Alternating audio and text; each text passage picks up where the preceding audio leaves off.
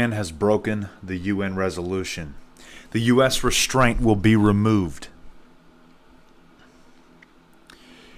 There is a lot. I mean, there's so much conflict going on right now within America, externally.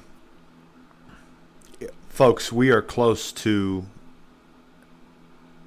a lot right now. Let's put it that way.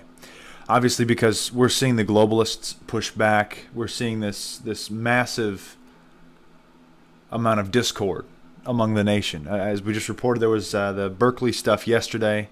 And, of course, there was other things. There's other things going on all across the nation, especially the new pipeline that's going to go in North Dakota. There's obviously going to be protests and riots for that. But this right here, this literally could bring about World War III. Iran. For the first time in a long time, we are actually seeing some strong language coming out of the White House against a foreign enemy. Very strong language toward Iran is now coming out of the new Trump administration. The U.S. administration is saying Iran has broken the United Nations peace resolution, and the restraint of recent years will end. What exactly does that mean? We posted an article yesterday titled, U.S. House Bill Calls for Preemptive Attack on Iran. A U.S. House bill is calling for a preemptive attack on Iran. That article shows us there is a military order on the books, already on the books, to go should our government give the green light. This is the toughest language we have seen in years toward Iran. We know taking out Iran is a part of the globalist agenda, as we've outlined in Chapter 2 of the recent Bible study that World Events and thebible.com has done. To quote some of our commentary from yesterday's article, Trump's Secretary of Defense, James Mad Dog Mattis, has stated Iran is the single most enduring threat to stability and peace in the Middle East. We may see war with Iran in the not-too-distant future, based on the belief they violated the nuclear deal and the U.S. was left with no other recourse but war. This was outlined as the game plan by globalists in their playbook titled Which Path to Persia.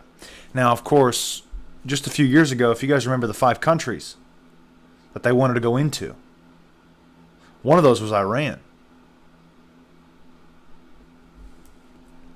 I totally apologize. It was 7 countries in 5 years, and this was by General Wesley Clark. The 7 countries were Iraq, Syria, Somalia, Libya, Sudan, Iran, and Yemen. Well, that's playing out nicely, isn't it? Back to this. It is also worth noting on February 7th, 2016, they posted an article titled, Iran Stops Accepting Payment for Oil in Dollars, Switching to the Euro. This is a big key step because, as I've said multiple times, we've entered into a multipolar world order. It is not the time to sit back and relax. It is time to sit up and pay attention. A lot of people made the mistake that Trump's now in office. We can all hang out. We can all chillax. You know what? God's chosen Trump, and guess what? That means Trump has stopped the end times. Let me tell you something right now. Trump is not God. And nothing stops God's agenda. It is his agenda. It will go on his timeline and no other. Now, that said, we are seeing a lot going on right now as far as the end times. The multipolar world order that we are witnessing right now is a total change in alliances and power. And one of the biggest things that's happening today, that we reported on the website ChristianTruther.com, is that the EU wants to come after the title Leader of the Free World and take it away from Trump's America, or our America, put it that way. They want to take it away from the United States of America. Let's leave it at that. Take away what I've said earlier. The reason being, the only way they could do that is under one condition. They created a European superstate. That is already on the books. Germany and France have signed a secret document to create a European superstate which would have another currency and they'd have their own military. That would essentially create yet another superpower. So we have India, India, we have Russia, we have China, we have the US, and there's a couple other ones that are rising to power right now. That's a multipolar world order. It's very dangerous. The tempo is constantly changing, put it that way. This was huge news at the time, though many did and probably still do not realize it. Saddam Hussein made this same mistake, and look what happened to him in Iraq. If you do not conform to global powers, you will be removed from office. In another article from today, it is being reported Iran will no longer accept US dollars for oil payments starting in spring of this year, as reported by the Financial Tribune. Iran will stop using the US dollar as its currency of choice in its financial and foreign exchange reports from the new fiscal year that begins in March, announced the governor of the Central Bank of Iran late Saturday. Iran's difficulties in dealing with the dollar were in place from the time of the primary sanctions, and this trend is continuing, but we face no limitations regarding other currencies. Viola Sarif also said in a televised interview as reported by CBI's official news website.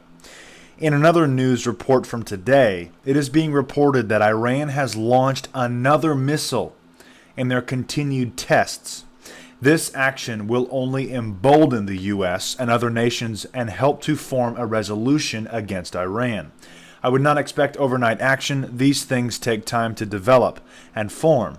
However, from the events we are now witnessing, we have certainly changed course. That's the important key piece right there. We have certainly changed course. We have certainly changed course. But I'll tell you what. That foundational shift that we all witnessed on November 8th, it's being played out right now.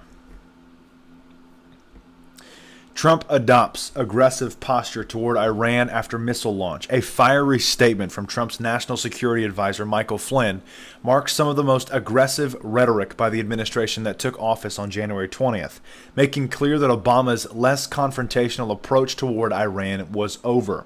Flynn said that instead of being thankful to the United States for the nuclear deal, Iran is now feeling emboldened. As of today, we are now officially putting Iran on notice, he told reporters in his first appearance in the White House press briefing room. He said the launch and attack on Monday against a Saudi naval vessel by Iran-allied militants off the coast of Yemen underscored Iran's destabilizing behavior across the Middle East. Officials declined to say whether the military operation was on the table, although Pentagon spokesman Christopher Sherwood said the U.S. military has not changed its posture in response to the Iranian test missile launch on Sunday. Now, of course, Trump admin Iran in breach of nuke deal. A senior White House official told the Free Beacon that the Trump administration is reviewing a range of options to respond and that the restraint of recent years will end. Iran's ballistic missile test this week, the latest in a series of about 12 tests since the nuclear deal was announced, is in defiance of the United Nations Security Council Resolution 2231, which calls upon Iran not to undertake any activity related to ballistic missiles designed to be capable of delivering nuclear weapons, including launches using such ballistic missile technology, Flynn said. I don't know why I'm having trouble with that word. The White House is no longer willing to tolerate continued Iranian provocation, according to the official, who explained that a range of responses are currently under consideration. So that's that right there. Now, if we keep going, threatening Iran is useless. Supreme Leader's advisor responds to America's notice. Iran will not bow to U.S. threats. The foreign policy advisor to Iran's Supreme Leader, Ali Khamenei, said in response to statements made by the White House following Iran's recent ballistic missile test. Speaking to reporters, Ali, the Ayatollah's foreign policy advisor, said that Iran would continue building its defensive capabilities regardless of any warnings from Washington.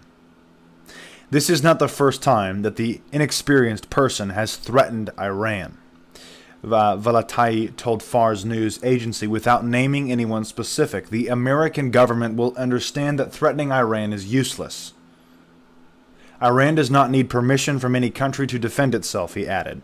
On Monday, U.S. officials told Fox News that Iran had tested a Khorramshahr medium-range ballistic missile, which flew 600 miles before exploding. This was followed on Wednesday by National Security Advisor Michael Flynn and U.S. President Donald Trump announcing that Iran had been put on notice, without specifying what this meant. Iran has been formally put on notice for firing a ballistic missile, should have been thankful for the terrible deal the U.S. made with them. On Wednesday, Defense Minister Brigadier General Hossein Khan confirmed that Iran did indeed test the missile. The recent test was in line with our programs, and we will not allow any outsider to interfere in our defense affairs, Khan told Tasnim news agency. Obviously, folks, we have a serious situation brewing with Iran. We've had one brewing for a very long time. It did not go away. We gave in. Under Obama, the United States gave in, to put it that way. We gave them billions of dollars so they could paint murals as a victory of us getting our sailors, our boys back, our military back. It's sad. But here we are again, folks. Here we are again. This aggressive posture that the U.S. has taken, and Iran is not bowing. After a while, of course, we know what that leads to. Conflict. Massive conflict. We'll see what happens. That's all the information I've got for you guys right now. I want to thank you all for watching and listening. God bless and carry on.